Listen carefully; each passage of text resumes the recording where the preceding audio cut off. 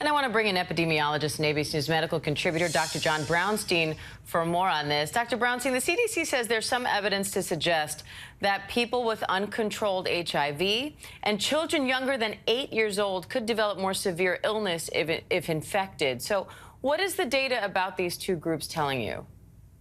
Well, good morning, Diane. Generally speaking, we're going to be concerned with any group that has higher vulnerability to an infectious disease, and that includes those with compromised immune systems and kids. For those with uncontrolled or advanced HIV, they may be at severe risk for complications around monkeypox. We do know that those who are taking that antiviral treatment and are keeping that HIV under control have less risk. When we look at kids, the data is very limited. We have 4 cases in this country, so the risk is low, but you do have household transmission. So we will see more kids with this virus.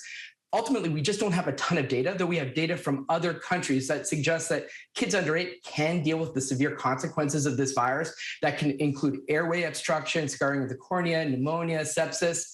And remember, there's no authorized vaccine for our kids. So we do have to be concerned. So people that are concerned about their kids obviously need to know what's happening in the community, especially if there's increased cases. But ultimately, we know that this is through very close contact. So ultimately, kids will not be in the real risk category compared to their adult counterparts. Now, there are over 23,000 confirmed cases of monkeypox globally so far. So could this become another global health emergency or a pandemic?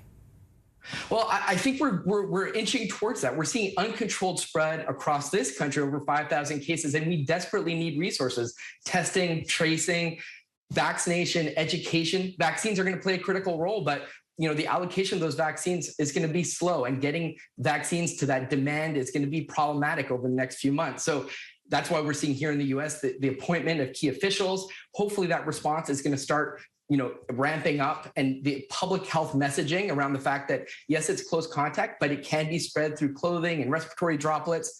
Public health has an opportunity to act right now and get this under control before this virus becomes endemic, which is a real concern right now. All right, Dr. John Brownstein, always great to have you. Thank you. Thank you. Hi, everyone. George Stephanopoulos here. Thanks for checking out the ABC News YouTube channel. If you'd like to get more videos, show highlights, and watch live event coverage, click on the right over here to subscribe to our channel. And don't forget to download the ABC News app for breaking news alerts. Thanks for watching.